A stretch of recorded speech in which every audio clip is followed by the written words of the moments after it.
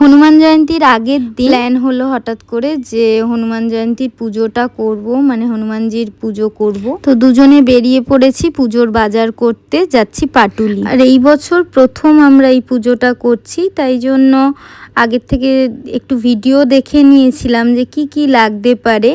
আর সেরকমভাবে দেখলাম কিছুই নেই। যদি তোমরা ভোগ রান্না করে দিতে চাও দিতে পারো, কিন্তু আমরা এই বছর কিন্তু সব কিছুই কেনা প্রসাদই দিয়েছিলাম ঠাকুরকে।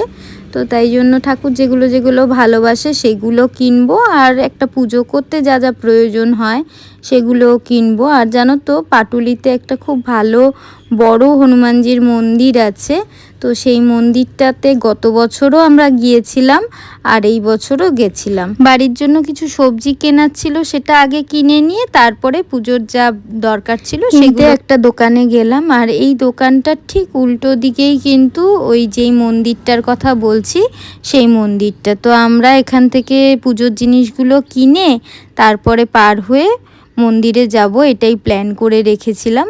তো এই যে বাজার করাও হয়ে গেছে, এবার পুজো দিইনি, ঠাকুরকে দর্শন করতে এসেছিলাম। তো তোমাদেরকেও ঠাকুরকে দর্শন করিয়ে দিচ্ছি একটু, তোমরাও আমার এই ভিডিওর মাধ্যমে দেখে নাও। যারা যারা হনুমানজির ভক্ত আছো তারা আশা করছি খুবই খুশি হবে। এই যে দেখো এখানে পঞ্চমুখী হনুমানজির একটা মূর্তি আছে। এই মন্দিরটা না প্রচুর ভিড় হয় পুজোর দিন, মানে হনুমান জয়ন্তীর দিন প্রচুর প্রচুর ভিড় থাকে। তো গত বছর আমি এসেছিলাম হনুমান জয়ন্তীর দিনই, প্রচুর লাইন দিয়ে তারপর ঠাকুরকে দর্শন করতে পেরেছিলাম। তাই জন্য এই বছর আগের দিনই আমি এসে ঠাকুরকে দেখতে এসেছি।